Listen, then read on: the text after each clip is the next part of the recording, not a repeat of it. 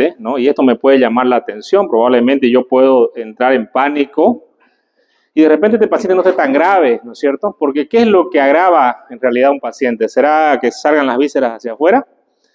No. Algo que desestabilice mis sistemas. Y uno de los primeros principales sistemas que nosotros tenemos, ¿cuál es? ¿De qué se mueren las personas rápidamente? Por la parte abdominal. ¿De? Hemorragia. Eso no tiene que haber duda. Aquí todos deberían gritar hemorragia, digamos. No, no. Infecciones, ¿no? Otro de paciente, ¿no? O sea, para ver si se equivocan o no. Ustedes tienen que aprender para la vida, ya no para el examen es lo de menos, digamos, ¿no? Pasar el examen no dice que todos saben o que no saben, ¿no? Hay gente que pasa con copia o otra cosa, pero la vida, en realidad en la vida te va a cobrar, no te preocupes, digamos, ¿no? La vida te va a tomar un examen, ¿no? Y de hecho a los médicos siempre nos toman los exámenes. Y los exámenes no son con tribunal ni nada, es con tu paciente. Es cuando te sentís frustrado porque no aprendiste bien a hacer un manejo de un paciente, ahí te sentís mal. Porque el tiempo que tienen ustedes ahora es aquí para aprovechar. Yo les traigo un interno, se lo pongo acá y le preguntan a ese interno si tiene tiempo para estudiar, les va a decir que no tiene tiempo para estudiar. Apenas tiene tiempo para dormir. El tiempo que ustedes tienen que meter contenido a su cabeza es acá, ahora, ¿ya? Entonces esto es importante. Aquí, por ejemplo, estamos haciendo, ¿qué procedimiento será esto? ¿Quién se da cuenta? Va relacionado con la hemorragia, digamos, ¿no? Si yo tengo hemorragia, ¿cuál es el tratamiento de la hemorragia? Control de hemorragia y reposición de volumen, ¿no es cierto? ¿Cómo yo voy a reponer el volumen en un paciente? ¿Por dónde? ¿Vía oral? Vía parenteral. ¿Cuáles son mis vías que yo necesito usar en el paciente? Vías periféricas, pero en caso que yo no pueda, están las venotomías. La vía central de entrada no se justifica porque a veces puedo producir un neumotórax, ¿no? Y primero están las venotomías, pues en yugular o puede ser una venotomía, por ejemplo, acá como ven en este paciente, en la safena interna, ¿no? Estamos colocando el catéter del suero. ¿Han visto el catéter del suero, no? No estoy metiendo una brándula.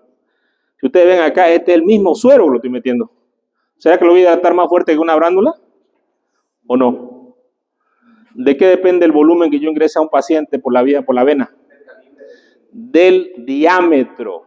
Bien, calibre, diámetro es lo mismo, pero nunca de la longitud, ¿ya? Por eso que los catéteres de vía central son delgados y son largos, ¿no es cierto? Entonces, inversamente proporcional a la distancia y directamente proporcional al diámetro. ¿Y si yo le pongo el equipo de suero, será que es grueso? ¿Será que una brándula es al tamaño del equipo de suero? No hay nada, es lo más grueso que hay, digamos, ¿no?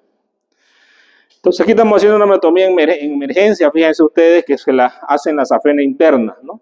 Para eso es importante que ahora hemos hecho unas prácticas que estamos haciendo, ¿no es cierto?, en el laboratorio, que puedo decir que un 10% de los alumnos sí los veo que están más o menos bien, ¿no?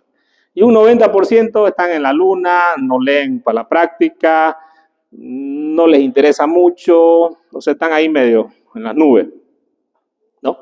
Estas prácticas pasan y no van a volver para atrás, ¿no? Porque nosotros avanzamos vía aérea y ya no vuelvo más para atrás, ¿ya?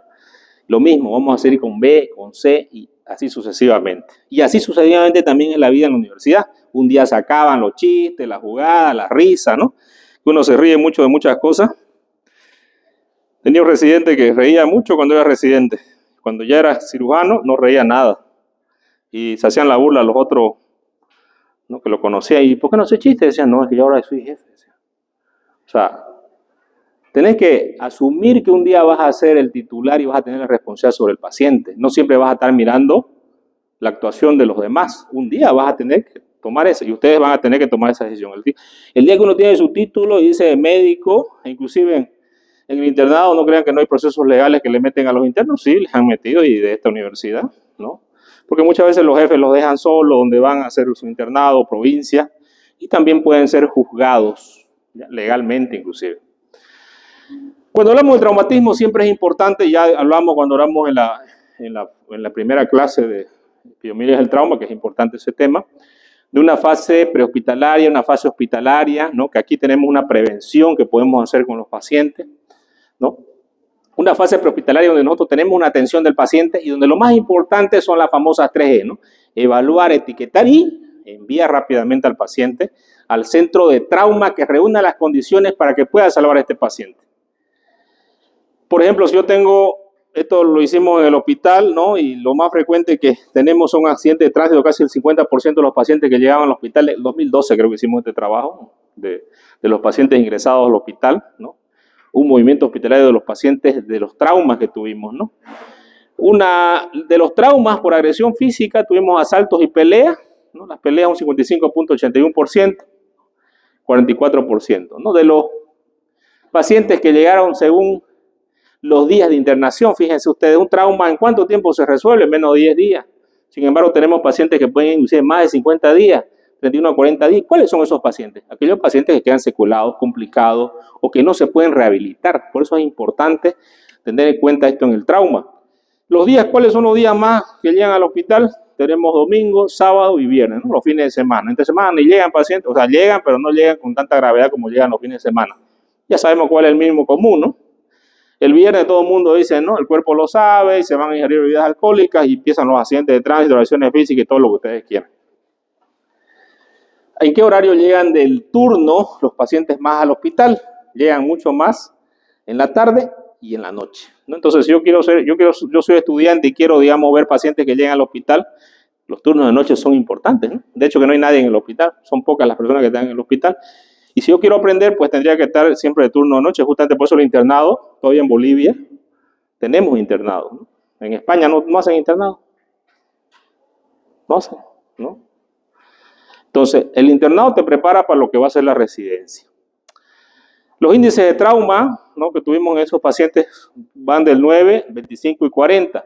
Siempre van a tener mayor mortalidad los que son por encima de 25 y 40. O sea, habla de las lesiones graves que tiene el paciente en varias partes del cuerpo. Trauma abdominal, trauma torácico, trauma pélvico, muchos de estos traumas. La distribución según la región anatómica afectada, ¿no? Aunque los pacientes, como se dice, puede tener un trauma de tórax, un trauma de abdomen, un trauma de cráneo. ¿Cuáles son las lesiones más, no? 42% extremidades y pelvis. 52% cabeza y cuello. Entonces, ¿cuáles son los especialistas que ven esto generalmente? Traumatólogos y neurocirujanos. Y el abdomen, que es el trauma que vamos a hablar hoy día, está en más o menos un 25% de los pacientes que llegan a la emergencia. Si ustedes me dicen, ¿cuántos abdómenes llegan ahora a lo que llegaban antes? Quizás llegan menos traumas abdominales, pero nos siguen llegando, ¿ya? Pero porque nos llegan quizás menos porque también llegan a las clínicas, ¿no? A varias clínicas asumen estos pacientes. Y de los pacientes que nosotros atendemos en el hospital, ¿no?, porque se mide el índice de severidad en trauma de los pacientes, tenemos 11.60% que son muertos, son 10% de estos pacientes graves, se nos mueren, pero vivos tenemos casi un 88.40%. Entonces, habla que nuestra calidad de atención es no más buena porque tenemos recursos, ¿no es cierto? Recursos humanos y recursos también de laboratorio, banco de sangre, terapia intensiva, ¿no?, quirófano y médicos altamente capacitados en la respuesta al trauma. Porque la experiencia es en los años, ¿no es cierto? Este trabajo se hizo para medir nuestra calidad. Sin embargo, muchos cirujanos se enojaron cuando hicimos este trabajo y dijeron, no nos pueden medir. Y si yo quiero saber quién es el más bueno de ustedes acá, ¿lo tengo que medir o no? Sí. Y la vida te va a medir, ¿ya? Aunque algunos quieran esconderse, digamos, la vida te mide. La vida te mide, ¿no? Los estudiantes miden a los docentes y dicen, no, ese no sabe, sí sabe, no le gusta, ¿no? O sea, los estudiantes nos miden, ¿no? Nosotros los docentes también los medimos, ustedes no crean. En las prácticas yo mido bastante muy bien a los estudiantes. Inclusive si no tuvieran barbijo, supiera hasta quiénes son. Con barbijo medio que se esconden algunos, ¿no? Pero sin barbijo hasta podría hacer una estadística de quiénes son los más aplicados y los menos aplicados. Y se lo puedo decir inclusive, ¿no? Y sin haber hecho una evaluación, solamente con verlo, ¿ya? Cuando hablamos de la mortalidad trimodal, ya dijimos inmediata, precoz, tardía. Nunca vamos a estar en la inmediata, ¿no? Porque es la que generalmente un paciente muere por una lesión de aorta, ¿no? Hemos tenido pacientes en el hospital que se han caído del tercer piso y lo hemos ido a rescatar, lo hemos llevado a emergencia, a tomografía y se nos han muerto, digamos, ¿no? Las muertes precoces sí, y las muertes tardías, ¿no? O las muertes mediatas también se conoce, son aquellas muertes que van a tardar 1 hora, 2 horas, 3 horas. Por ejemplo, un trauma abdominal, un paciente que esté sangrando de a poco en el abdomen, ¿no? Y el paciente tenga tiempo para llegar al hospital, lo que se conoce como la famosa hora dorada, ¿no? Y las muertes tardías son aquellas muertes que los médicos no se dan cuenta, ¿no? Por ejemplo, entro a operar, a ver un ejemplo, fui a una clínica, ¿no? Pacientes llegan con trauma y me dicen, doctor, los valores hay que operarlo, le digo, tiene líquido. Y doctor, hágame mi ecografía, me dice el paciente que estaba al lado. No, pues también a mí me duele el abdomen, yo llegué hace 5 días, ¿no? Tenía una fractura, estaba bien enyesado con su fractura el paciente, ¿no? Le hago una ecografía y también tenía líquido, ¿no? Entonces, mal evaluado el paciente, ¿no? ¿Y qué tal si estaba perforado? ¿No? Entonces, esos pacientes van a la muerte tardía y son los que se quedan más tiempo en el hospital. Un paciente que se queda mucho tiempo en el hospital significa que su lesión se agravó, se complicó, ¿no? O que no fue diagnosticada por los médicos porque no hubo una buena calidad de atención. La calidad no fue adecuada, fue inadecuada. Estas son las causas de las muertes tanto inmediatas, tardías, ¿no? Y las tardías generalmente tenemos infección, generalmente infección, ¿no? Lesiones que no advertimos, ¿no? En las precoces tenemos las hemorragias internas, que puede ser tórax, abdomen, ¿no? En este caso vamos a hablar de lo que es abdomen. Y una lesión perforante también en abdomen de víscera puede llevar a la muerte del paciente. Cuando estamos nosotros en este estado crítico, donde los pacientes están por morir, el tiempo para nosotros puede ir muy lento, pero para el paciente es muy rápido. Y nosotros siempre cuando hablamos de shock, porque es la causa de muerte en los traumas abdominales, que va a ser en 1 hora, 2 horas o 3 horas, generalmente vamos a tener nosotros la famosa triada de la muerte, ¿no? Esta triada de la muerte viene la hipotermia, acidosis metabólica y coagulopatía. Y este es un círculo vicioso que no vamos a poder salir de este círculo vicioso hasta que el paciente lamentablemente fallezca. ¿Y cómo podemos evitar esto? Podemos evitar esto parando la hemorragia. Por eso acá lo que es importante, control de hemorragia y reposición de volumen.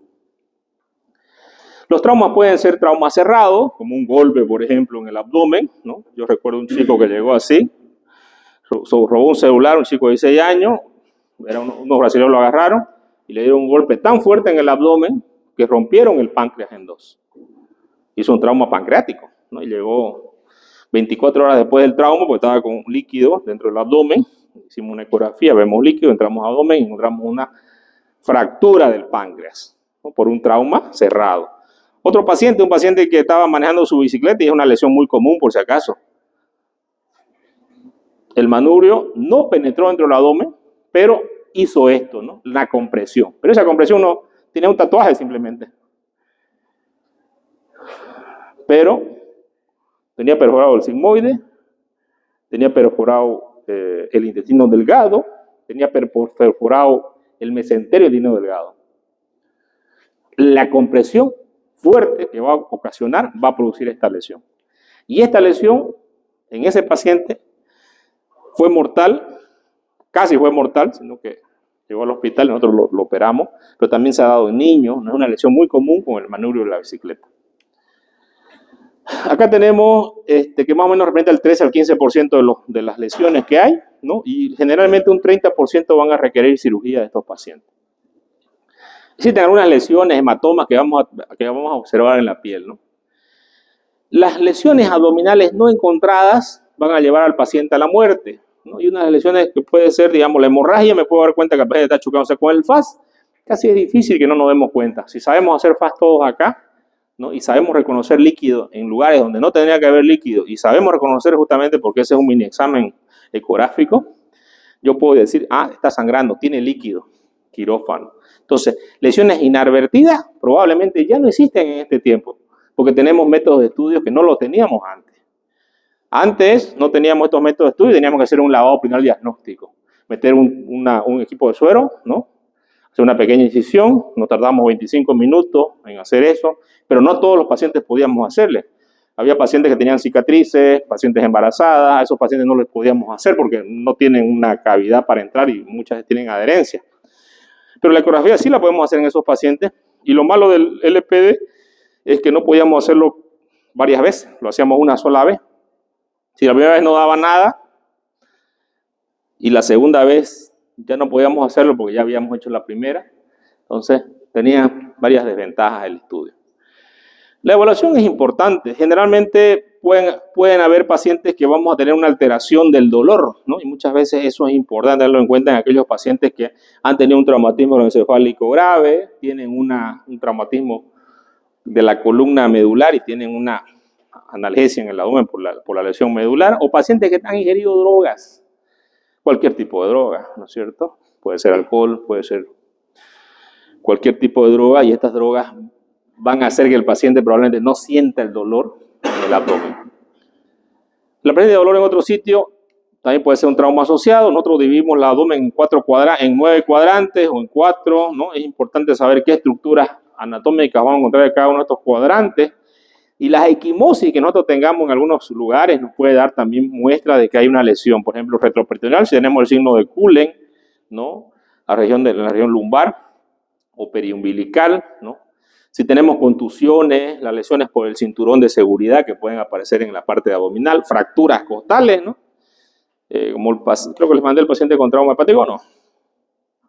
¿Sí, les mandé o no? ¿No? Se los voy a mandar. Un paciente con trauma hepático tuvo fracturas de costillas, de las últimas costillas, también tenía un trauma abdominal, ¿no? Lo que se conoce como un trauma tóraco-abdominal. También tenemos trauma penetrante, que puede ser por arma de juego, arma blanca, y va a depender qué tipo de arma de juego es. De corto alcance, de largo alcance. Las municiones militares, por si acaso, llegan a la morgue, los pacientes no llegan al hospital, porque son lesiones bastante grandes, un calibre bastante grande, y deshacen, ¿no? Deshacen, así que difícilmente nos lleguen al hospital esas lesiones. Pero sí los traumas por armas de corto alcance, calibre 22, nos llegan muy comúnmente, también por escopeta, ¿no? Escopetazos, y a veces los escopetazos a veces no penetran adentro, sino que quedan esparcidos en la parte solamente de la pared abdominal y no entran dentro del abdomen. Trauma penetrante. El trauma penetrante también puede ser por arma blanca o arma de juego. El arma blanca general de la lesión va a ser directa, ¿no? En el lugar, ¿no?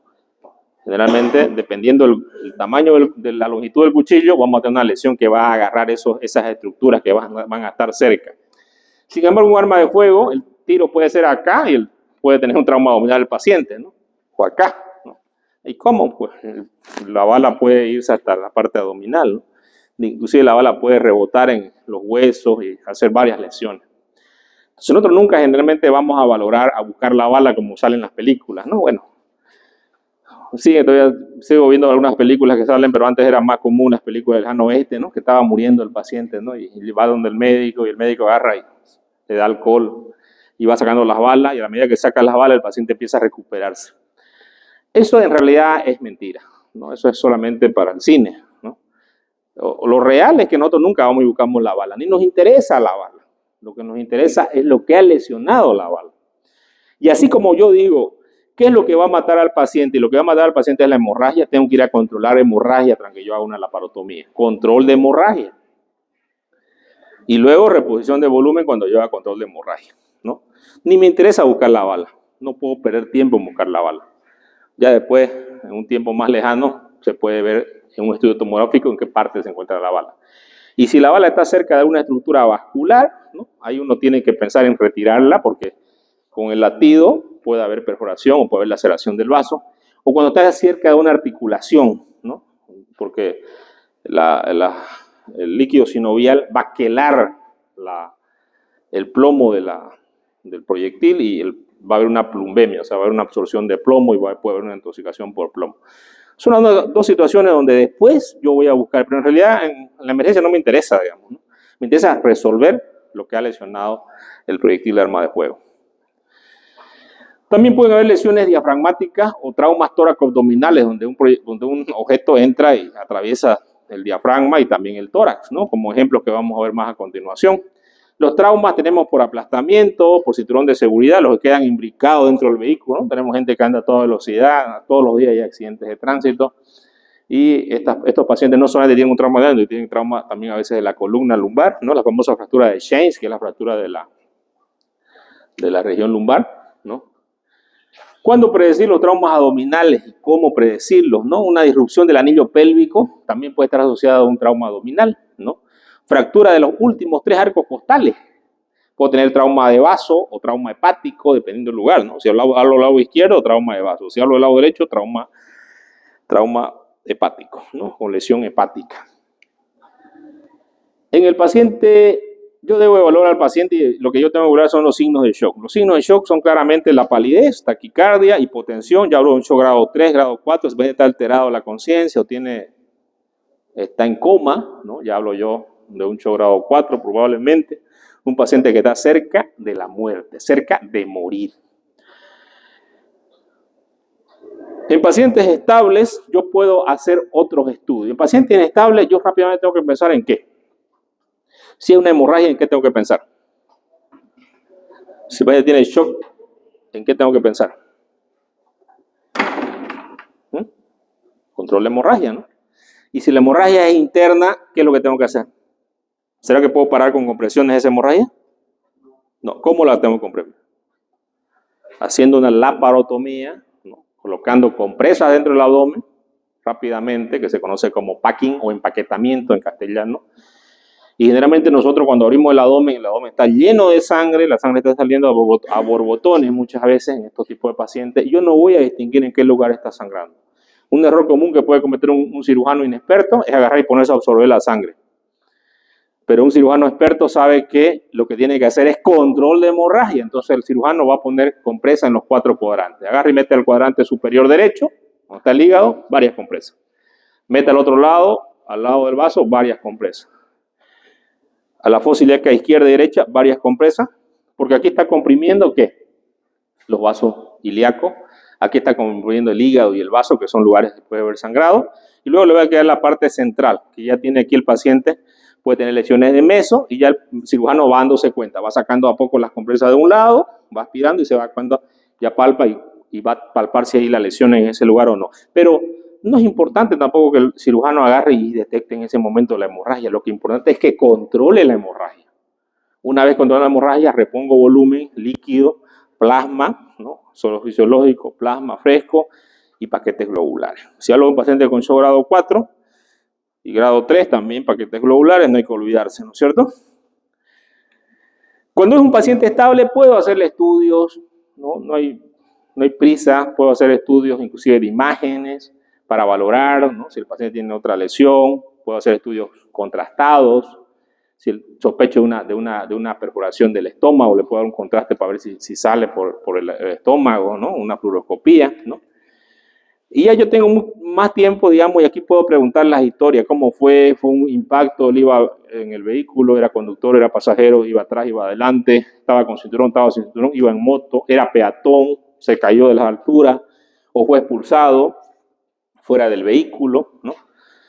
Toda esta me va a decir de qué cinética es el trauma. Mientras más alta sea la cinética del trauma, la velocidad de impacto de masa que tenga el paciente, los órganos van a lesionar más, ¿no?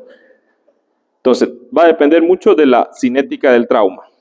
La palpación es importante, sin embargo, prácticamente ahora nosotros la hemos dejado de lado, porque en emergencia quiero diagnósticos rápidos. Peor si un paciente está mal, quiero diagnósticos rápidos. Y quiero saber si el paciente tengo que entrar o no tengo que entrar a quirófano. Y para eso es importante el ecofaz, ¿no? Saber si es penetrante o no es penetrante es importante, ¿no? Si la herida penetró o no penetró, si es arma de fuego o arma blanca. Y la evaluación de las heridas penetrantes siempre debe ser valorada por un cirujano, ¿no? Si penetró dentro del abdomen, la indicación es laparotomía, pese a que el paciente esté estable, todo lo que ustedes quieran, ¿no? De repente puede ser observado, pero tiene que ser observado con un equipo quirúrgico que esté listo para entrar con el paciente a quirófano. Ahora, ¿qué dice la ATLS? Herida penetrante, laparotomía. Exploradora e investigación. Aquí tenemos nosotros que algunos exámenes son importantes en el periné, ¿no? Cuando tenemos una lesión, una fractura pélvica, que ahorita vamos a hablar después también de eso más a fondo, pero el tracto rectal, el tracto vaginal son importantes. En el tracto rectal, si yo encuentro sangre, si encuentro huesos que están tocando, me puede indicar una fractura pélvica, ¿no? En el tracto vaginal también puedo encontrar esto. Algunos signos me van a indicar fractura de pelvis, como la sangre en el meato urinario, o sea, en el meato uretral. Hematomas escrotales o hematomas en el periné, por eso es importante la exploración. Cuando hablamos de la exposición del paciente, evidenciar, tenemos que observar, ¿no? Como también tenemos que observar la parte posterior del paciente, porque hay unas lesiones en glúteos que sean penetrantes, pueden tener inclusive hasta el 85% de lesiones intraabdominales. La sonda nasogástrica es importante, está contraindicada en una sola situación, paciente con fractura de base de cráneo. ¿Y por qué es importante? Porque puede ser que tenga una herida diafragmática el paciente y yo al poner la sonda, como tiene una línea radiopaca, yo la vea esa sonda dentro del tórax. La sonda Foley también es importante y solamente está contraindicada en fractura de pelvis, sangre en el meato urinario, hematoma o equimosis escrotal y próstata flotante. ¿Qué es la próstata flotante? Yo hago el tacto rectal, ¿no? Y no la palpo la próstata. significa que está más arriba. Entonces, eso me indica que hay una lesión de la uretra, ¿no? Entonces, en los otros casos siempre está indicada porque el control de hemorragia y la reposición de volumen necesita que yo cuantifique la diuresis, ¿no? Que mida la diuresis horaria. Diuresis horaria normal, 0,5 ml, kilogramos peso hora, normal, ¿no? Normovolemia. Entonces, ¿yo cómo voy a medir eso? Siempre colocando una sonda Foley. Los laboratorios son importantes, ¿no? Se pide hematocrito grupo factor, amilasa, alcoholemia, examen de orina, prueba de embarazo, si es una mujer de sexo femenino en etapa estacional, siempre vamos a pedir una prueba de embarazo, que es un estudio de rutina. La prueba de alcoholemia en todo paciente accidentado de tránsito, sea peatón, sea lo que sea, se pide la alcoholemia, que es un test que lo valoramos para ver si el paciente, más que todo para términos legales, porque para la parte médica, a menos que el paciente con un coma alcohólico, lo único que nos podía interesar, pero generalmente se lo usa mucho más para temas legales y para saber si el paciente está con ingesta de alcohol. Bueno, la tríada de la muerte que está ahí, el reloj que cada vez está más corto para el paciente, la frecuencia cardíaca que puede estar aumentando, ¿no? Hay que llevar rápidamente al paciente al hospital, ¿no? Para que en el hospital se evalúe y se indique si hay que operarlo o no hay que operarlo. Lo más importante que tiene que venir el cirujano es la cirugía. ¿Se opera o no se opera? O esperamos. Observamos. Si podemos observar, podemos hacer varios estudios de imagen, entre estudios urológicos, tomografía, laboratorio de diagnóstico, ¿no? Estudios. Pero si el paciente está en mal estado, nosotros tenemos que rápidamente hacer lo que se conoce como el LPD ECO-TAC, ¿no? Ya sabemos aquí claramente que el estudio más rápido que se puede hacer en un paciente, y de hecho lo hacemos casi en todos lados, es el FAS. El FAS ha cambiado, ¿no? En estas últimas décadas el diagnóstico precoz de los traumas abdominales con lesiones. Entonces el FAS es por eso que es importante, ¿no? Y si nosotros trabajamos el LPD, generalmente ya no lo hacemos. Si yo les voy a la práctica, muy pocas veces, prácticamente muy pocas veces lo hemos hecho porque cuando no tenemos ecografía, pero siempre tenemos ecografía. Y la taxi también es algo que lo hacemos, pero la más rápida es la eco, ¿no? Porque la tomografía, ¿cuánto me demora? Pese a que yo lo lleve al tomógrafo al paciente, voy a tardar tiempo en llevarlo al tomógrafo. Si yo detecto líquido, el paciente está choqueado, es directo a quirófano. No puedo perder tiempo haciéndole otro estudio. Ese detalle es importante. Yo tengo que priorizar lo que va a matar a mi paciente. Yo tengo que dar una respuesta rápida para la atención de este paciente. Aquí están las ventajas y desventajas de cada uno de los estudios. Nosotros el estudio que es más confiable, obviamente, tenemos la ecografía, ¿no? Y el otro estudio que es muy confiable también es la tomografía. Y el LPD prácticamente ha quedado casi para la historia, aunque en algunos casos los hacemos, ¿cierto? ¿Qué consiste el LPD? Colocar un equipo de suero y colocar suero fisiológico dentro de la cavidad abdominal, pero algunas veces cuando ya salía sangre directamente, había contenido de bili, de contenido verde, es quirúrgico, pues no, ni le meto líquido, ¿no? Si sale sangre directamente, no hay para qué. Pero si no salía nada, le metíamos líquido y sacábamos el líquido y lo hacíamos estudiar para ver si tenía glóbulos rojos, si tenía leucocitos, si tenía fibras vegetales, ¿no? Eso indicaba preparación de víscera, ¿no? El diagnóstico, cada vez, si el paciente está bien, en buen estado y no está inestable, podemos hacerlo, ¿no? Y podemos identificar, por ejemplo, aire subdiafragmático, como ustedes pueden ver acá arriba, ¿no? En una proyección de víscera, en un paciente que esté estable, evidentemente. Y bueno, eso nos indica que sí o sí hay una proyección de víscera hueca, ¿no? Hay que entrar al quirófano. O si no hay proyección de víscera hueca, ha entrado el aire de afuera hacia adentro, ¿no? Cuando hay una pérdida de la sombra del psoas, es el caso de que haya líquido en la parte inferior del abdomen. El trauma penetrante, tenemos una herida penetrante, ¿no? Más inestabilidad, no solicitamos radiografía de tórax. Tenemos una herida penetrante por arriba del ombligo, radiografía de tórax, ¿no? ¿Por qué la radiografía de tórax es importante? Porque no se puede ver en el abdomen el diafragma, ¿no? Es una pregunta inclusive de examen de residencia, ¿no? ¿Dónde ve usted el aire subdiafragmático? Radiografía de tórax de abdomen, ambas. Y la respuesta es en la radiografía de tórax. ¿Con la radiografía de tórax usted puede ver el abdomen? Sí. Estudios de imagen como esta urografía excretora que se le puede hacer a un paciente que esté estable y que yo sospeche de una ruptura de uretra, le puedo hacer aquí, ustedes pueden ver la vejiga, pero en un paciente estable. En un paciente inestable jamás se debía hacer, ¿no?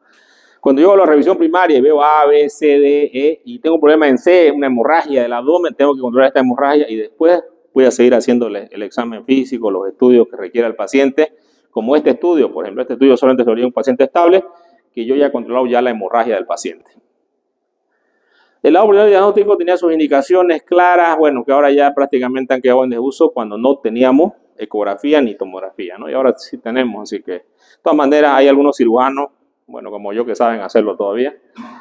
De repente los cirujanos jóvenes, porque no lo hacemos, digamos, ya prácticamente no lo hacemos, ¿no? Entonces, pero no es cosa del otro mundo, un cirujano también podría hacerlo, porque es meter una sonda, ¿no?, por debajo del ombligo, con mucho cuidado. En algunos casos no podemos hacer el lavado peritoneal diagnóstico con contraindicaciones relativas, pacientes obesos, con mucha grasa, ¿no? O sea, donde no llegamos al abdomen. Pacientes que están, ¿para qué va a hacerle un LPD a este paciente? No tiene sentido, ¿no? ¿Por qué le hace el LPD? Para saber si va a operarlo o no, ¿no? Si está con las vísceras afuera. Es ilógico, ¿perdón? Es ilógico, ¿no es cierto? Pacientes obesos, entonces, cirrosis, ¿no? Pacientes que tienen alteración de la coagulación. El laboratorio diagnóstico tenemos dos tipos de evaluación del líquido, ¿no? El macroscópico y el laboratorial. El macroscópico, líquido hemático, resto de alimentos, materia fecal. Si nosotros lo vemos eso prácticamente cuando sacamos el líquido, es quirúrgico. Pero si no vemos nadie, el líquido está claro, podemos mandarlo al laboratorio. Si el laboratorio nos reporta en el microscopio visualización de más de 100.000 eritrocitos por metro cúbico, quirúrgico. Más de 500 leucocitos por metro cúbico, quirúrgico. Bacterias de extinción de gram positiva, quirúrgico. O negativa, digamos, cualquiera que salga.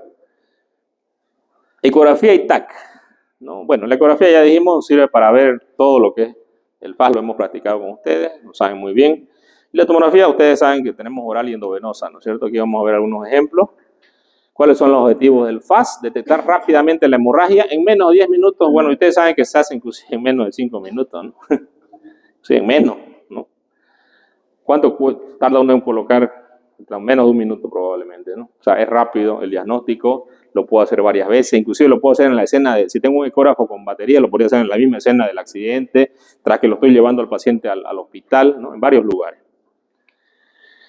Y bueno, ¿en qué consiste la ecografía? Esto ustedes lo saben muy bien, ¿no? Colocar el transductor en ciertos lugares importantes para buscar espacios como el espacio hepatorrenal, esplenorenal, el espacio pericárdico, fondo de saco de Douglas, son los lugares importantes, ¿no? Aquí tenemos uno de nuestros residentes de cirugía, ¿no?, de hace muchos años, ¿sí?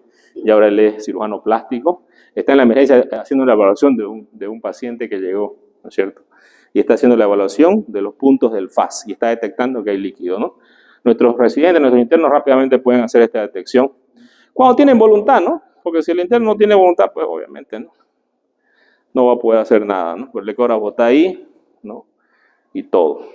Entonces son los lugares donde vamos a buscar el líquido. Aquí podemos ver el espacio de Morrison con líquido, ¿no? Aquí podemos ver una tomografía con una lesión de un trauma hepático severo, ¿no? Fíjense ustedes, una lesión intraparenquimatosa con un coágulo bastante grande. Aquí podemos ver líquido también. Aquí podemos ver también el riñón y el vaso. Ah, no, Morrison, ¿no? El hígado. Yo no veo bien, parece que por la luz, ¿no? Aquí tenemos el hígado, fíjense acá. Tenemos líquido perihepático, ¿no? Ya me indica que hay una lesión, ¿no? Y aquí tengo ya un coágulo, ¿no?, bastante grande que está entre el riñón y el hígado. Acá tengo el fondo de saco de Douglas, ¿no? Aquí está la vejiga y todo lo que ustedes ven acá es líquido que no tendría que estar en el fondo de saco de Douglas. Esta es una visión anterior y esta es una visión lateral donde vemos el útero acá, ¿no? Y aquí vemos la vejiga. Aquí, bueno, la tomografía igual me indica las lesiones. Esta es una tomografía con contraste, pues yo puedo ver la aorta, ¿no? Claramente los vasos, y aquí veo una disrupción del hígado, una lesión hepática y también una lesión esplénica, ¿no? Ya en la cirugía ahí está la lesión hepática, bastante grande. Un hemopericardio, aquí podemos ver el corazón con sus cavidades, el pericardio, y aquí dentro del pericardio vemos líquido, ¿no? También podemos ver ahora el IFAS, que es colocar un poquito más arriba el transductor, ¿no? Y podemos ver líquido en el espacio pleural, hígado, espacio pleural con líquido. Si es trauma, hablamos de un hemotórax, ¿no es cierto? Y también podemos detectar un neumotórax. Entonces, ¿qué es lo que nosotros vamos a hacer? Paciente inestable, rápidamente tiene que ir a cirugía, ¿no? Antes de esto tenemos que ver si tiene una ¿no?, ecografía, un FAS, ¿no? Si el paciente no está inestable, está estable, puedo hacer varios estudios para valorar a este paciente, ¿no? E inclusive puedo hacer si tengo dudas todavía, pese a que los estudios no me dan una ciencia cierta, porque yo tengo punto ciego, ¿no? Punto ciego. ¿Qué es un punto ciego? Aquí yo no puedo saber qué está detrás mío. Es un punto ciego. Cuando yo hago una ecofaz, yo puedo ver líquido dentro de la cavidad abdominal, pero yo no puedo ver dentro de los órganos y tampoco retroperitonealmente, entonces son mis puntos ciegos. Cuando uno hago una tomografía, puedo ver el retroperitoneo y puedo ver los órganos intraabdominales, intrahepáticos, ¿sí? Puedo valorar eso, no tengo puntos ciegos en la tomografía. Bueno, tengo pocos puntos ciegos, puedo ver algo que parece un coágulo y me llama la atención y tengo dudas. Y puedo hacer un lavado peritoneal diagnóstico, ¿no? Asociando estos 3 estudios, probablemente llegue a un 100% de certeza. Pero si todavía tengo duda, y he observado al paciente por un tiempo de 12 horas, el paciente no anda bien, que le duele el abdomen, anda medio raro, pero está estable, no está choqueado, puedo hacer una laparoscopía diagnóstica, que consiste en meter un laparoscopio dentro del abdomen y valorar y evaluar dentro del abdomen del paciente. Aquí tenemos las indicaciones de la laparotomía, cuáles son: LPD o ecografía positiva, trauma cerrado con hipotensión recurrente, paciente con signos de irritación peritoneal, peritonitis, trauma penetrante de arma blanca, arma de fuego, hipotensión, hemorragia de estómago, recto o genitourinario y evisceración. Tiene que anotar esto porque eso es pregunta de examen, seguro. Segurísimo. ¿Ya? Bueno, se le haya pasado a diapo, hombre, no sean llorones. Es para que despierten, no despierten ni así. Aire libre subdiafragmático, aquí lo pueden ver claramente, el aire libre subdiafragmático, ¿no? Que me indica perforación de la víscera, ¿no? Trauma abdominal, ¿qué hago? Aquí tengo un paciente, ya vamos a los pacientes, ¿no? Aquí vamos al manejo. Este paciente le dispararon, era cobrador de Coca-Cola, le dieron un disparo en la parte inferior, el trauma penetró el abdomen y lesionó la ilíaca. Shock hipovolémico hemorrágico severo, ¿no? Lesionó intestino delgado también, el paciente está intubado en terapia intensiva, ahí como ustedes lo ven. Un paciente con... ¿De qué se mueren los pacientes? Es un trauma abdominal. Hemorragia y contaminación, ¿no? Pero las dos cosas usted las puede parar colocando compresas dentro del abdomen, ¿no? Si el paciente está inestable, no se ponga a hacer suturas ni rafias ni nada de eso, porque el paciente se va a morir, ¿no? Nosotros tenemos que ver lo que mata al paciente, y es la tríada de la muerte: hipotermia, coagulopatía y acidosis. Se ha comprobado que los pacientes que mueren, coagulopatía 74%, hipotermia 80%, y acidosis con un 7.04%. Estos pacientes se van a morir si están en este estado. Todo paciente que esté choqueado, esté infectado, va a tener este problema. Coagulopatía, hipotermia, acidosis metabólicas es la tríada de la muerte y nosotros tenemos que sacar esa tríada. ¿Cómo lo sacamos? Controlando hemorragia. Control de hemorragia, reposición de volumen, líquidos, sangre, plasma. Enfoque tradicional en control de daño. Esto ya cambió porque antes, ¿qué se hacía? Entraba, como veía una lesión, la suturaba, yo feliz ahí en quirófano, ponía música, ¿no? ¿no? Todo bien. Reparaba todas las lesiones, 3 horas en quirófano. Señor, la cirugía fue un éxito, la familia, ¿no? Pero se nos murió el paciente. Entonces, este enfoque tradicional cambia cuando hablamos de lesiones intraabdominales en un paciente que está muriendo. ¿De qué se muere? Coagulopatía, acidosis, hipotermia. ¿Y por qué está esto? Porque está perdiendo sangre. Control de daños. Control de daños. Esto es acuñado del Damage Control, que acuñaron los americanos cuando hubo el bombardeo a Hawái, ¿no? De los buques de guerra, que los buques estaban cayendo, ¿no? Y lo que hacían es parar para que el agua no entre, ¿no? Y hacían control de daño para que esos buques queden en flote y disparen. Entonces, de ahí se acuñó el término control de daños. Nosotros, si estamos yendo en un barco y el barco tiene agujeros, tenemos que tratar de taparlo, bueno, vamos a hundir, digamos, ¿no? El paciente viene a ser nuestro barco, en realidad. Y el paciente se va a morir si no hago control de daños. Entonces, esto cambió en los años. Apareció el empaquetamiento en 1980, cirugías abreviadas en 1992, o sea, una cirugía corta, no una cirugía larga, ¿no? Control de daños 1984, Rotondo y colaboradores lo dijeron muy claramente que podían mejorar la sobrevida de los pacientes con cirugías de control de daño, y sí con el tiempo, porque nosotros siempre cuando hablamos de cirugía hablamos de 10 años atrás, 20 años atrás, y si yo le digo en 1984 al 2024, ¿cuántos años son? 40 años atrás, ¿no es cierto? Entonces estamos seguros que funciona. Pero si yo estuviera en el año 1985 y me vienen un montón de años, no se aburro, digamos, ¿no? Puedo decir eso, digamos, ¿no? ¿Cómo pues voy a poner compresa y no voy a reparar el intestino? Se va a infectar. Puedo tener hipótesis yo en ese momento. Y el burro puedo ser yo porque yo no estoy viendo un estudio a largo tiempo. Sin embargo, ahora sí sabemos que el control de daño salva vida en los pacientes. Y de hecho siempre tenemos que hacer control de daño. Cualquier cirujano que haga una cirugía prolongada en un paciente que tiene estable es un cirujano que está siendo negligente. Está yendo contra los protocolos de salvar la vida de un paciente. ¿Qué complicaciones tiene el control de daño en la colocación de compresas? Algunos pacientes pueden hacer el famoso síndrome compartimental abdominal, ¿no? Que consiste en el aumento de la presión intraabdominal y la compresión de grandes vasos como la aorta, la cava. Y se llama síndrome porque va a haber poca sangre que llegue al cerebro, no va a poder respirar bien, entonces van a haber varias cosas que el paciente va a estar, lo llama síndrome. Y este síndrome es mortal. Tenemos varios grados, ¿no? Grado 3 y grado 4 son los síndromes de hipertensión, ¿no? Y a este grado inclusive los pacientes pueden llegar a tener una isquemia intestinal por hipoflujo, debido a la compresión extensa que puede haber acá. Inclusive algunos pacientes llegan a no tener flujo a nivel de las extremidades. Y van a morir por el síndrome compartimental. Y esto se descubrió también, ¿no? Con el tratamiento de las compresas. Por eso que esto fue cambiando y el control de daño consiste en ¿qué? Control de hemorragia, contaminación, estabilizar al paciente en unidad de terapia intensiva, colocándole fluidos, líquidos, sangre, paquetes globulares y hacer una reexploración del paciente nuevamente a las 24, 48 horas, 72 horas para sacar las compresas y ahí en ese momento realizar toda la cirugía que tendría que haber realizado con el paciente, ¿no? Aquí tenemos un clan, por ejemplo, que es una medida heroica. Cuando yo tengo ya la aorta que está sangrando, le pongo un clan Satinsky, que este clan Satinsky tiene la propiedad que tiene, es así como esto. Si ustedes tienen acá que esta es la aorta y aquí tengo mi lesión, el clan Satinsky hace esto, agarro la lesión y sigue habiendo el flujo de la arteria aorta por acá, ¿no? Sigue habiendo el flujo sanguíneo en lesiones parciales.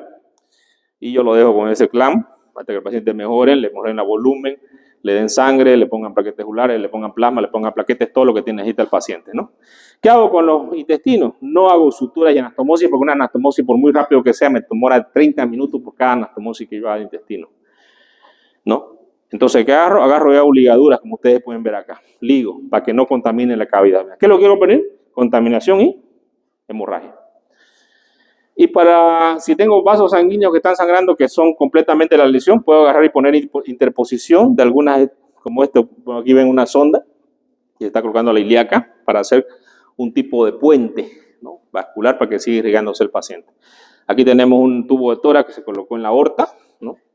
Y se liga a ambos lados para que el paciente sobreviva, mejore su estado y luego entre a una cirugía definitiva a las 24, 48 cuando esté en buen estado y se le ponga una prótesis vascular. Aquí tenemos la prótesis de aorta, bueno, no la prótesis de aorta, un tubo que se le coloca simplemente para que la sangre siga circulando. Controles de daño en la aorta, ¿no? Podemos ver aquí las lesiones. Bueno, ¿y qué es lo que hacemos de malo? Pues no, porque nos olvidamos de lo que va a matar al paciente, generalmente cuando estamos ahí manejando al paciente. Ya lo que hacemos lo desnudamos al paciente, ¿no? En el quirófano. Y aire, pónganlo full el aire, ¿no? No hace calor, digamos, ¿no? Y el paciente le va, pues decimos, más hipotermia. De paso, para la hipotermia le sacamos los intestinos hacia afuera, ¿no? Y eso produce más hipotermia todavía. Entonces yo tengo que agarrar, bueno, el anestesiólogo generalmente lo que hace es apagar el aire acondicionado, ¿no? Colocar fluidos calientes al paciente. Y muchas veces el cirujano dice, no apagues el aire, estoy sudando. Bueno, que sudes vos no importa, digamos, ¿no? O importa. No importa, o importa. No, mi objetivo es el paciente, ¿ya? Cuando yo tengo mis objetivos claros en la vida, en lo que sea, ¿ya? En lo que sea, cualquier aspecto de la vida, voy a conseguir mis objetivos. Pero cuando yo no lo tengo claro y estoy ahí, digamos, en la nube, en la luna, digamos, no sé, aquí estoy, digamos, ¿no? En este planeta, no sé. Mi objetivo claro acá es que el paciente no tenga hipotermia. Entonces, cuando yo pregunto, ¿es importante que el aire acondicionado esté apagado? Sí. Si el cirujano suda, pues suda, digamos, después se bañará, no sé, digamos, ¿no? No es importante que el cirujano sude. Puede sudar, no hay problema. Lo más importante es el paciente. Este paciente está muriendo. Y eso, que yo saque de la hipotermia al paciente, ya va a ser mucho, ¿no? Va a sacarlo del cuadro de muerte. ¿Dónde lo estabilizo? Terapia intensiva. Fluidos intravenosos. Aquí tienen un paciente, por ejemplo, ese allá es un chico de 15 años que lo aplastó un toro contra una verja, ¿no? Y tuvo un trauma hepático posterior, ¿no? Como ustedes pueden ver, tiene múltiples drenajes. Tiene uno en el tubo de tórax, en el abdomen, ¿no? Está consciente el paciente en su postquirúrgico en terapia intensiva, ¿no? Pero esta historia de este paciente es bastante larga, la verdad. Solamente creo que tardaríamos 3 horas en contarla toda la historia. Tuvo mucha cirugía, ¿no? Porque hubo varias recidivas, pero al final salió el paciente, ¿no? Pero las lesiones de trauma son así. Cuando lo vimos la primera vez, llegó choqueado desde Okinawa, ¿no? Lo trajo un médico, el paciente choqueado. Entramos rápidamente, hicimos packing, encontramos la hemorragia. Pero luego hizo un pseudoaneurisma ahí en el hígado. Cada vez sangraba eso, ¿no? Y lo tuvo bastante tiempo internado los pacientes hasta que lo pudimos recuperar. Al final salió. La reexploración, ¿cuándo la hacemos? ¿Cuándo reexploramos nuevamente al paciente? ¿Cuándo hacemos una laparotomía? En 24, 48 horas, 48, 96 horas. Va a depender cuando el paciente se estabilice. Esa es la regla. Si el paciente a las 4 horas está inestable, sigue sangrando, no controla la hemorragia, tengo que volver a entrar al quirófano. Y el equipo tiene que estar listo. Por eso no todos los centros se puede decir que son centros de trauma, porque tiene que haber cirujanos que estén capacitados y que puedan entrar con este paciente a la hora que sea, de noche si es necesario, a resolver el caso del paciente. Coagulopatía, acidosis, eso para que no se olviden, y yo sé que se van a olvidar. Síndrome compartimental. Colocamos la bolsa de Bogotá, que esto es una terapéutica que un cirujano lo inventó solamente pensando, si nosotros cerramos el abdomen, ¿no? Entonces dejemos el abdomen abierto y colocamos una bolsa de suero, que la tenemos siempre con nosotros presentes, hacemos una sutura a la pared y con esto evitamos el síndrome compartimental abdominal. Algo muy sencillo, que un médico lo pensó, porque nosotros los médicos debemos también buscar soluciones, ¿no? Yo sé que ahora, con los tiempos que están más, casi todos buscamos que la solución nos dé el Google, ahora ya el ChatGPT, ¿no? Todo, a ver, hacerme mi examen ChatGPT, digamos, ¿no? O Alexa, digamos, ¿no? Prender la luz, apagar la luz. Bueno, esto es lo que ya no se debe hacer, porque hace 40 años, ¿no? Vieron ustedes, ¿no? No puedo cerrar con puntos capitonados el abdomen porque esto puede llevarme a esto. Fístulas intestinales que pueden ser mortales para un paciente. Y créanme que son mortales, ¿no? Y muy pocos cirujanos lo resuelven el caso. Tenemos pacientes que pueden tener un trauma de pelvis como este, por ejemplo, ¿no? Estamos haciendo la laparotomía contenida ahí, ¿no? Ahora ya lo último es hacer un sistema de aspiración y compactación, que esta es una esponja, que se coloca un sistema de succión y succiona. Entonces el edema del intestino rápidamente mejora. ¿Y por qué se da este edema? Muchas veces se da este edema porque hay mucho líquido que le pasamos al paciente, ¿no? Así va a quedar un paciente en terapia intensiva, por ejemplo, ¿no? Con el abdomen abierto. Y con el sistema de PAC, que es un sistema aspirativo, ya nosotros lo hacemos también en el hospital. En 2011 empezamos a hacerlo aquí en Bolivia, en Santa Cruz al menos. Después ya ahora lo hacen en todas partes, pero en el japonés fuimos los primeros que hicimos esto. Puedo decir que yo fui el primero que empecé con este tratamiento en los pacientes con fístula. De 2011, fíjense, ya han pasado más de 10 años. Y muchos pacientes se han beneficiado. Esto, los residentes aprendieron, otros hospitales aprendieron, ya lo se hace en todas partes, ¿no? Aquí tenemos un paciente con un trauma toracoabdominal. En su segunda cirugía, el paciente seguía sangrando, sacamos el packing, seguía sangrando, entonces decidimos agarrar y hacer una tóraco-frenolaparotomía para poder abordar la parte posterior. Si ustedes ven acá, esta es la parte posterior del hígado. Y si ven ustedes acá, aquí hay unas ampollas, ¿no? ¿O no? ¿De qué son las ampollas? Quemaduras. Este paciente, cuando entramos a la segunda cirugía, sacamos el packing, yo era un ayudante del cirujano en una clínica, ¿no? Y de pronto el paciente empezó a sangrar. Y me dice, ¿qué hacemos?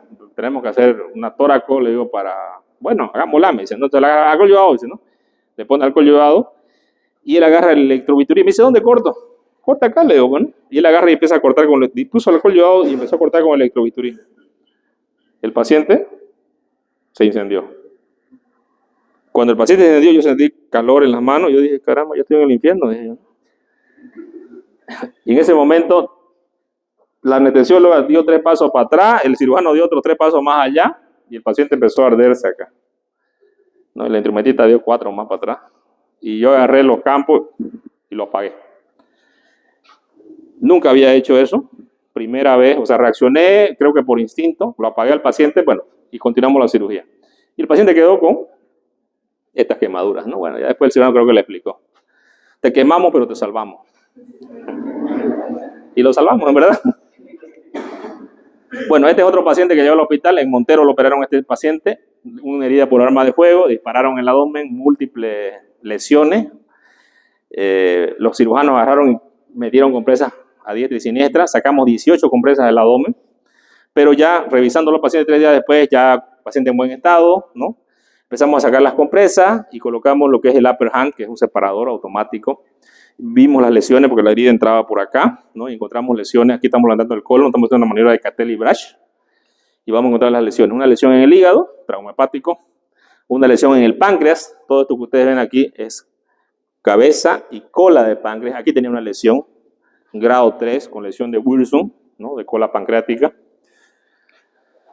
Aquí tenemos otra lesión en duodeno, cuarta porción, fíjense ustedes, que contuvo la perforación. Usted estaba bienísimo, tenía perforación de intestino, son de las compresas, no lo ligaron ni nada. Cuarta porción de duodeno. Aquí tenemos otra perforación. Aquí estamos reparando la lesión del intestino, ¿no? Aquí estamos ya disecando lo que es la cola del páncreas, porque ya incluso tenemos signo de esteatosis pancreática, que es la disección de la grasa, y hacemos la pancreatectomía distal, ¿no? Aquí estamos agarrando el páncreas ya con los dedos, hacemos la pancreatectomía distal y quedando la cabeza solamente del páncreas, ¿no? Dentro de la cavidad. Esta resección fue hecha un domingo, ¿no? Con el residente del hospital, el paciente al otro día de la cirugía. Entonces, justamente, esto es lo que ustedes pueden ver cuando un paciente es bien manejado, se hizo control de daño y se reparó cuando el paciente está en buenas condiciones, ¿no? El paciente a los días estaba bastante bien leyendo el periódico en su cama. Que no haya sido lo mismo en otro tipo de paciente. Este otro paciente que llegó con trauma abdominal por arma blanca, le penetraron el abdomen, el estómago, ¿no? Entró el cirujano de emergencia, reparó el estómago, la cara anterior, y el paciente salió de la cirugía, tenía un drenaje que estaba acá arriba, no tenía drenaje abajo, y bueno, el paciente andaba caminando por ahí por el piso, yo lo veo medio raro, pero sí caminaba, ¿no? Hacen visita ahí los jefes, ¿no? El jefe mayor con mucha experiencia dice, no, este paciente está bien, y me llamaba la atención el paciente, lo vi a una cara medio que no muy buena, y pedí laboratorios para ver cómo estaba. El laboratorio salió que estaba con leucocitosis, bastante elevada, y hablé con mi jefe de piso, y le dije, doctor, tengo observe, hágale la parotomía, me dijo. Evaluemos. Entramos a evaluar al paciente y nos encontramos con una lesión duodenal. O sea, el cuchillo había entrado por el estómago y había perforado el duodeno y había perforado el colédoco. Tenía 2 litros en el abdomen. 2 litros de secreción intestinal. Y aquí podemos ver inclusive el retroperitoneo que está completamente inflamado, ¿no? Con secreción biliar abundante, ¿no? Fíjense la secreción biliar abundante en toda la cavidad abdominal. Tenía perforación de duodeno, perforación de colédoco, ¿no? El cuchillo entró y perforó la cara posterior. ¿Y por qué no salía? No tenía drenaje en la parte de abajo. Y no todos los pacientes reaccionan como otros pacientes. Pues, ¿no? Aquí vemos el líquido que hay. Se hizo la cirugía, que fue hacer una yejunostomía de alimentación. Se cerró el duodeno, ¿no? Un ayuno para alimentar, lo dejamos con la parotomía contenida. Dejamos un drenaje en la vía biliar, una colangiografía. Aquí tenemos un drenaje en la vía biliar, ¿no? Una yejunostomía, ¿no? Una sonda para alimentación. Una botomía retrógrada, varios drenajes, ¿no? Un interno pasó por ahí y dijo, el paciente que tiene más tubos que Zaguapá, dijo, ¿no? 1, 2, 3, 4 tubos, ¿no? No importa los tubos que tengan, digamos, ¿no? Contar que los abran al paciente, ¿no? Le hicimos tubología. Ya el paciente evolucionó, lo vemos mejor, ya la piel cerró, empezamos a cerrar la piel, ¿no? El paciente ya aquí está la herida cerrada, un chico joven, solamente quedó el catéter de Kerr. Hacemos una colangiografía para evaluar el colédoco. Esto es duodeno, ¿no? No vemos ningún tipo de lesión, ¿no? La lesión se reparó. Este era el paciente antes de la cirugía, o sea, el primer día que lo operamos con puros drenajes, zona nasogástrica, un montón de cosas. Y bueno, aquí está el paciente ya que viene a su control por consulta externa, y ahí está su interna que está muy feliz. Este otro paciente, este otro caso, un paciente del diseño que cayó, estaba en su casa y se cayó estaba limpiando el techo, porque le dijo a alguien que limpie el techo, el dueño de la casa, ¿no? Para que se gane algo de plata, y justamente cayó encima del cabo de una hacha, ¿no? Y el cabo del hacha, fíjense, atraviesa todo, ¿no? Entonces esto es un empalamiento que se llama, ¿no? Una lesión bastante severa. Aquí está el paciente en quirófano, ¿no? Hospital japonés, como siempre, resolviendo. 8 grado 3, paciente con lesión por arma, bueno, blanca, digamos, ¿no? Estos son sus laboratorios de ingreso, ¿no? Tenía leucocitosis, paciente de mal estado. Aquí está, fíjense, la radiografía que muestra ya que aquí también tienen. Pasó a 1 milímetro de la aorta, ¿no? Por delante, sí. Pero perforó el estómago, ¿no? Perforó el estómago, casi la parte del cardio del esófago, ¿no? Una lesión bastante grave que tuvo el paciente. Rápidamente se le transfundió. Entró un cirujano de emergencia, yo entré a la segunda cirugía, ¿no? Y aquí le hice todo, entré a la revisión, ¿no? Reviso todo, la lesión estaba todavía perforada, no la pudo haber resuelto el cirujano, era una lesión en la cara posterior del estómago, había una lesión hepática, también la resolvimos, hicimos un packing, este es el palo que sacaron en la primera cirugía, la lesión de hígado, ¿no? ¿A qué llegamos con estos casos, ¿no? Soporte apropiado, alta mortalidad, mejorar la sobrevida de los pacientes. Muy bien, este es un tema y falta el otro. ¿Lo quieren? Bueno, no sé, lo acabamos siguiendo la otra semana. El otro es trauma pélvico, ¿no? Y es para su examen. ¿Quieren un día antes de su examen o quieren ahorita? Es rápido. Va a ser rapidísimo. Va asociado a esto de acá, ¿no? Este lo he revisado este está revisado del libro de la Sociedad Panamericana.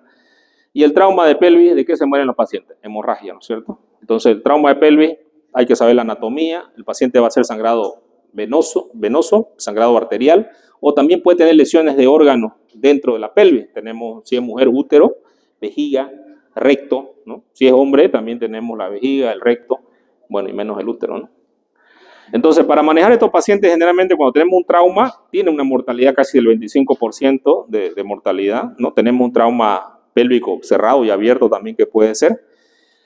Y generalmente cuando tenemos un trauma severo de pelvis, nosotros vamos a pensar siempre en shock. Siempre vamos a pensar en hemorragia, porque la hemorragia puede perder hasta toda la volemia del paciente, ¿no? Entonces, la anatomía de la pelvis es muy importante tenerla en cuenta. Tenemos qué huesos en la pelvis, ¿no? El hueso coxal. El hueso coxal tiene varios huesos, el ilion, isquion y pubis, ¿no es cierto?, que se unen. Y también tenemos articulaciones que son importantes, ¿no? La articulación con el fémur, ¿no? La articulación con el sacro, ¿no? Y si nosotros nos damos cuenta, esto es un anillo, ¿no es cierto? Ustedes tienen aquí un anillo. La disrupción de este anillo en ambas partes puede ser lo que va a hablar de inestabilidad o estabilidad. ¿Cuál será más grave? Lo inestable. ¿Por qué lo inestable es más grave? Porque ustedes tienen vasos arteriales y venosos. ¿Qué es lo más frecuente que sangra? Vasos venosos. ¿Qué es lo que no se puede controlar muchas veces? La hemorragia por vasos arteriales, ¿no? Entonces tenemos algunos métodos para esto, ¿no? Aquí tenemos las articulaciones, ¿no?, que vamos a tener con los pacientes, la irrigación de las arterias y los vasos que son importantes, principalmente son la arteria hipogástrica, ¿no?, que van a dar varias ramas, ¿no? Tenemos la ilíaca interna y la ilíaca externa, que van a dar ramas sacras, superiores, glúteas, ¿no? Aquí tenemos las arterias que van a dar. Y estas arterias se van a ramificar y van a dar un flujo a los órganos pélvicos, ¿no es cierto? Por eso que cuando hay una disrupción de la pelvis, estos vasos van a ser muchas veces cisallados, seccionados. ¿Qué es lo más frecuente? Los vasos venosos. Hay que tenerlo siempre presente esto. Los vasos que más sangran el 80% son vasos venosos y el 20% pueden ser vasos arteriales. Pero también pueden haber lesiones de nervio, como el nervio isquiático, ¿no es cierto?, que sale de las ramas L4 y S3, y que obviamente el paciente tendrá unos síntomas, pero lo que va a matar al paciente realmente cuando llega a la emergencia va a ser la hemorragia. Tenemos los vasos venosos, que también estos vasos venosos van a estar por todos, por el agujero obturatriz, ¿no es cierto? Y estos vasos venosos hacen plexos, y estos plexos generalmente van a ser sangrantes, y es lo que más sangra en un trauma de pelvis, ¿no? El 80% de los sangrados son por vasos venosos, hay que tenerlo siempre presente. Bueno, para entender esto, la clasificación de las fracturas es importante. Tenemos dos, la de Thiele y la de Jung-Burgess, ¿no? Esta clasificación indica qué tipo de lesión tiene en el anillo pélvico el paciente. Uno de los primeros estudios que nosotros tenemos es la radiografía AP del paciente para valorar cómo está la pelvis, ¿no? Pero también podemos ver la parte de arriba o la parte central o la parte inferior, ¿no? Tenemos una clasificación de las fracturas que más o menos la vamos a ver acá. Tenemos el tipo A, el tipo B, el tipo C. El tipo A, en resumidas cuentas, es una fractura estable, que el paciente está. El tipo B es una fractura ya que está entre estable e inestable. Y el tipo C ya vienen a ser fracturas completamente inestables, como ustedes pueden ver acá, ¿no? Completamente inestable, ¿no? Porque ya dos partes de una de la articulación sacra y de la articulación de la sínfisis están, ¿no? Sin embargo, en esta de acá solamente tenemos una apertura de la sínfisis del pubis, lo que se conoce como diástasis de la sínfisis del pubis. Entonces, el B todavía es estable e inestable y el C es completamente inestable. ¿Y esto para qué sirve? Sirve para la gravedad del paciente que va a tener, ¿no? Aquí vienen subtipos de las clasificaciones que solamente indican el tipo de lesión, de qué parte es, si es una lesión lateral, vertical, central, y hablas de la estabilidad o la inestabilidad que tiene el paciente, ¿no? Como ustedes pueden ver acá. Aquí tenemos la otra clasificación de Jung-Burgess, ¿no?, que es la otra clasificación, que es esta de acá. Esta más que todo está dada por la compresión. Si la compresión fue posterior, fue lateral derecha, lateral izquierda, y la disrupción que ha habido en el anillo pélvico, ¿no? Diástasis de pubis, diástasis abierta, abulsión, ¿no?, lateral, ¿no?, desplazada completamente, compresión anteroposterior, completamente inestable. Esta es la clasificación de Jung-Burgess, ¿no?, que habla de las lesiones que tiene el paciente, de las 3 tipos de lesiones que hay. Bueno, el examen físico es muy importante. Aquí nosotros tenemos que evaluar si el paciente tiene la sínfisis, se puede o no se puede comprimir, ¿no? la pelvis, si hay dolor, no hay dolor, ¿no? Si hay equimosis, no hay equimosis, sangre en el meato, si hay lesiones nerviosas, si el paciente está consciente, si hay lesiones en el meato urinario, lesiones urológicas. El examen rectal y vaginal son importantes, tacto rectal y vaginal como dijimos hace un momento. El tratamiento definitivo viene a ser la colocación de placas o de tornillos para estabilizar la pelvis, ¿no es cierto? Signos radiológicos de entrada pélvica, desplazamiento más de 5 milímetros del complejo sacroiliaco posterior, presencia de brecha, fractura sacra posterior, presencia de fracturas de abulsión, ¿no? Radiografía de pelvis AP, proyección a entrada, proyección de salida, ¿no? Esas son las radiografías que nosotros tomamos generalmente con el ATLS, ¿no? La AP. ¿Hasta qué hora tenemos? 40. Ah, bueno, falta todavía. No, esperen. La tomografía es el mejor estudio, ¿no es cierto? Un estudio que es 3D y podemos saber bien cómo está la lesión. De hecho, no tenemos falsos negativos con una tomografía con reconstrucción pélvica, pero con una radiografía sí pueden haber. Por eso siempre vamos a pedir valoración por el traumatólogo. El ECOFAS nos sirve para ver si hay lesiones asociadas, hemorragias en ese lugar. Y la resonancia magnética la vamos a pedir solamente en aquellos pacientes que no se pueden hacer un TAC, una mujer embarazada, por ejemplo, ¿no? Alguien que no pueda recibir rayos X. Pero después, generalmente, siempre vamos a hacer la tomografía. El manejo siempre del ABC es importante, ¿no? Evaluar las crestas ilíacas es muy importante, ¿no? Siempre nosotros vamos a pensar que el paciente va a estar choqueado y siempre vamos a tener listo parar la hemorragia, faja pélvica, ¿no? Que es la primera medida. Tenemos también la embolización o tenemos el empaquetamiento. ¿Y qué vamos a colocar después de controlar la hemorragia? Paquete celular, plasma, a razón de 1:1, soluciones fisiológicas, plasma y sangre, ¿no? Y el equipo tiene que estar listo para este evento. Y o valorar también si no existen otras lesiones de hemorragia intraabdominal, trauma hepático asociado, trauma esplénico asociado, trauma mesentérico asociado, cualquier lesión que haya. Hallazgos de alto riesgo, ¿cuáles son? Hematocrito menos de 30%. Frecuencia cardíaca más de 130 latidos por minuto. Anillo obturador desplazado. Separación más de 5 milímetros de la sínfisis del pubis, ¿no? Todos estos son signos de alarma, de alto riesgo. Si yo evalúo esto en un paciente que tiene una lesión que llegó a un trauma de pelvis, el paciente está grave, ¿no? Muy grave. Manejo del sangrado pélvico. Tenemos 3 opciones importantes, ¿no? Cuando tenemos equipos que hacen endovascular, podemos hacer la embolización del paciente. Cuando no lo tenemos, como en nuestro hospital, por ejemplo, nosotros vamos a hacer el empaquetamiento del paciente rápidamente. ¿Cuáles son las causas de hemorragia de un paciente? Lesión venosa, 80%. Lesión venosa de sacro, huesos esponjosos sangrantes, infrecuentemente lesiones arteriales, un 10 a 20%, fíjense ustedes, unas lesiones cada vez menos que tiene el paciente, ¿no? La arteria glútea, pudenda, otras lesiones. Faja pélvica es la primera medida que hay que hacerlo, la primera medida, ¿ya? Y esta es a saber colocar una faja pélvica adecuadamente, ¿no? Para evaluar, para parar la hemorragia, que se tiene que hacer siempre con Kelly, y siempre tiene que estar desde la cresta ilíaca superior hasta por debajo de los trocánteres, ¿ya? Y esto solamente se va a dejar 24 horas. Y nunca tiene que estar arriba del abdomen, ¿no? Porque aquí no puede ser incluso un síndrome compartimental. Esto es importante tenerlo en cuenta. Indicaciones de la faja pélvica, manejo inicial de lesiones inestables de anillo pélvico, contraindicaciones relativas, fracturas pélvicas abiertas, laceraciones perineales, lesiones intraabdominales que requieran intervención quirúrgica, obesidad mórbida y pacientes quemados. Consideraciones, la faja pélvica es importante colocarla adecuadamente y hay que evitar que el paciente esté muy arriba para que nos pueda hacer un síndrome compartimental o que también, si hay un edema escrotal, pueda aumentar este edema escrotal. Acá hay un video que no lo vamos a ver porque dura 10 minutos. ¿O quieren verlo? No sé. Bueno, lo vamos a ver. Este video indica cómo se debe colocar la faja pélvica.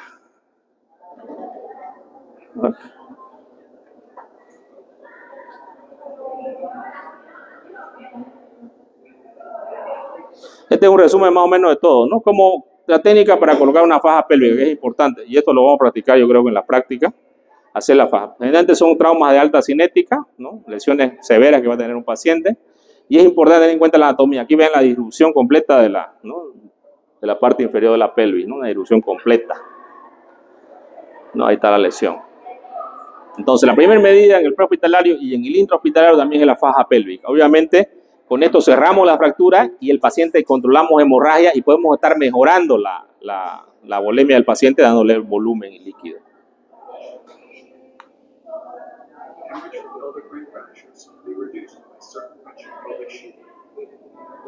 Aquí fíjense ustedes, están colocando antes y después, fíjense cómo la fractura ha disminuido de tamaño, ¿no es cierto? Y estamos mejorando esto, pero también tenemos que agarrar los tobillos, ¿no? Entonces aquí es importante tener la anatomía, ¿no? Saber dónde está y cuál es el anillo disruptor, ¿no? Sacro, sínfisis del pubis, ¿no? Importante tenerlo en cuenta.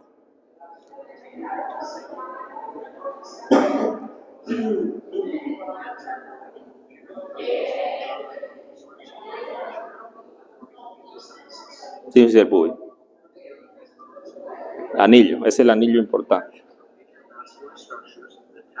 Y los vasos que van a estar dentro de este anillo son vasos arteriales y vasos venosos, que tenemos que tenerlo presente acá, ¿no? Cuando tenemos una lesión de pelvis no vamos a ver una gota de sangre afuera, pero el paciente puede choquearse y puede morirse inclusive, ¿no? Por eso es importante tenerlo en cuenta, ¿no? Es algo a tener en cuenta rápidamente. El plexo sacro.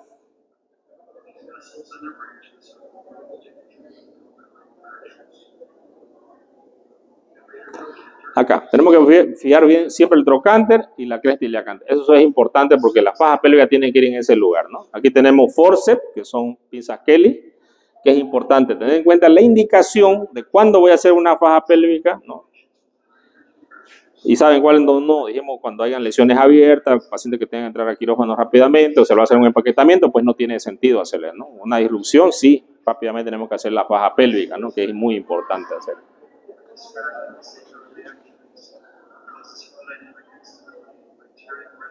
Y esto porque hay hemorragias internas que el paciente va a tener. Contraindicaciones, pues muy relativas las contraindicaciones que va a tener el paciente, ¿no? Que haya otra cosa de prioridad que tenga el paciente, como intubarlo, por ejemplo, no va a ponerse a hacer faja pélvica, primero es intubarlo, ¿no es cierto? La prioridad siempre es ABC. Fracturas de baja energía que no requieren que no hay hemorragia, no hay sangrado, que no es necesario. O pacientes que tienen una fractura más abajo, que puede ser por compresión lateral, ¿no? Estos pacientes también está indicado hacerle la faja pélvica, ¿no? Porque no ha habido disrupción. Porque si es lateral la fractura y usted le hace la faja, puede comprimir más bien y desplazarla más la fractura y hacer una fractura que es estable, hacerla inestable con la faja pélvica. Cuando es la fractura lateral, es el único caso, digamos, que se contraindica, ¿no? Ahí, lateral, por ejemplo, ¿no? Al hacer la faja, vamos a inestabilizar más el anillo pélvico. En ese caso no tendría sentido hacerla, ¿ya?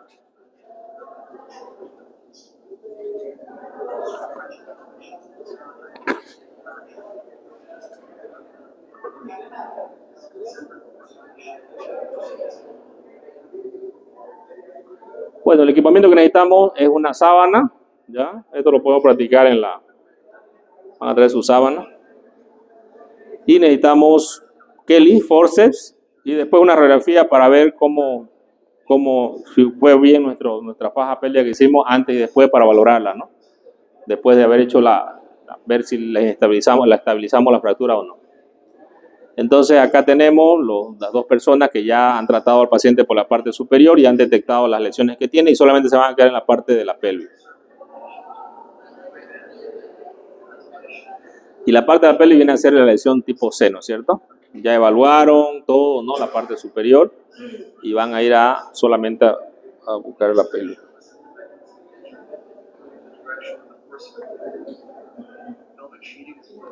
Aquí está la lesión.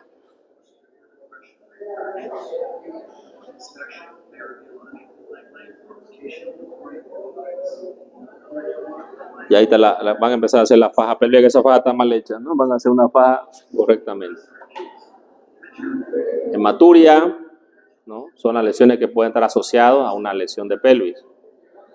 Entonces, ahí palpa, la forma de palpar, ¿no? Comprimir el anillo.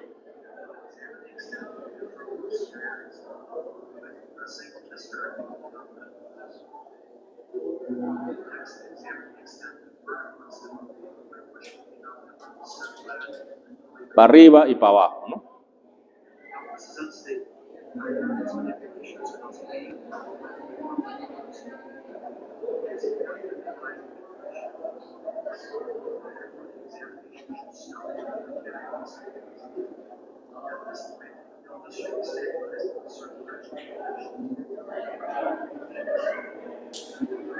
Aquí está la fractura pélvica.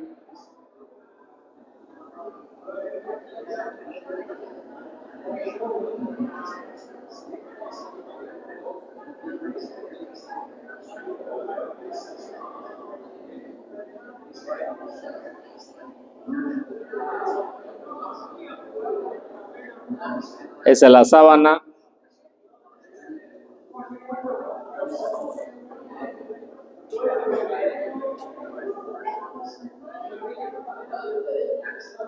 Rotan al paciente lateralmente, en bloque, colocan enrollada la sábana, bajan,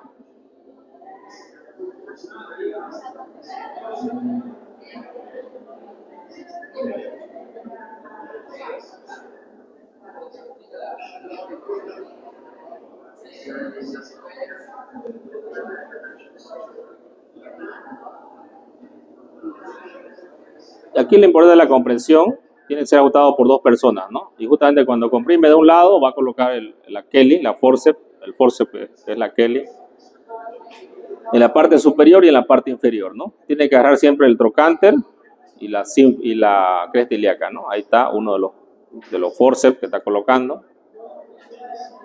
El otro, sin agarrar los escrotos por si acaso, ¿no? Luego eso uno mete fíjense, mete el dedo por debajo, ¿no? Fíjense, mete el dedo él antes de pensar, ¿no? Imagínense ahí que súper peligroso. Bueno, esta es otra forma, cuando no hay forceps, cuando tengo Kelly, es hacer un nudo, pero no es tan efectiva como cuando uno usa los forceps, ¿no? Y siempre hay que agarrar después los dos tobillos, ¿no? Que es importante. Bien. Bueno, viene la fijación externa que la hacen los traumatólogos, si es necesario, ¿no? Esta es otra faja pélvica que viene ya preparada, nos evita la hemorragia interna, los tutores externos que se pueden colocar también, eso va a depender ya de traumatología. Las indicaciones son cuando hay disrupción del anillo pélvico y fracturas pélvicas, ¿no? Tratamiento, tenemos la embolización, en centros donde tienen endovascular se puede hacer esto, embolizan el vaso arterial y para, pero si es venoso no va a parar la hemorragia. Si el empaquetamiento lo hacemos nosotros en el hospital cuando no sigue, a pesar de la faja sigue sangrando, abrimos el abdomen y empaquetamos con compresa dentro del abdomen. El otro tratamiento, a veces se pueden hacer las dos cosas al mismo tiempo, fijación, embolización y empaquetamiento, ¿no? Aunque no se recomienda porque muchas veces puede haber otras lesiones, ¿no?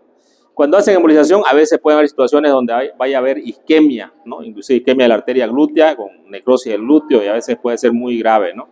La fijación externa. Esta es la comparación de cada uno de los procedimientos que se hacen, tienen desventajas. Por ejemplo, cuando hablamos de la embolización, si es muy agresiva, puede haber complicaciones como necrosis que puede tener el paciente. Por eso que hay que ver, ¿no? Nosotros no hacemos acá, a menos en el hospital no lo hacemos porque no tenemos cirugía endovascular. La faja pélvica, en caso de fractura lateral, pues no hay que hacerla, hay que tener cuidado con ese comentario importante, ¿no? Ya lo vieron. Bueno, este es un algoritmo de manejo del paciente. Cuándo operar, cuándo no operar, de acuerdo al FAS negativo, FAS positivo, lo mandamos a mandar a UCI al paciente. Este es un algoritmo bien sencillo, ¿no? Generalmente, si el paciente tiene FAS positivo, ir a la laparotomía exploradora, FAS negativo, el paciente va a angiotomografía, si sigue inestable, pensar en repetir angio o entrar a quirófano rápidamente con el paciente. Este es otro algoritmo más, ¿no? Que evalúa un poco más al paciente, pero aquí también habla de embolización, ¿no? Siempre cuando haya un FAS positivo, un LPD positivo, o un estudio que me diga que el paciente está inestable, el paciente puede ir a las tres cosas, ¿no? O LPD, ¿no? O angiografía, o inclusive la parotomía, para hacer empaquetamiento de la pelvis. Ese es otro protocolo, igual que habla casi de lo mismo. En conclusión, siempre nosotros debemos pensar cuando haya una fractura, una lesión de pelvis, en hemorragia, en shock. Y nuestro principal, en el hospitalario, faja pélvica, en la intraoperativa, faja pélvica. Valorar con tomografía y estudios de imagen para detectar y rápidamente al paciente, si es que tiene una hemorragia que no la puedo parar, tengo un shock grado 3, entrar al quirófano rápidamente, ¿no? Se acabó. Finish.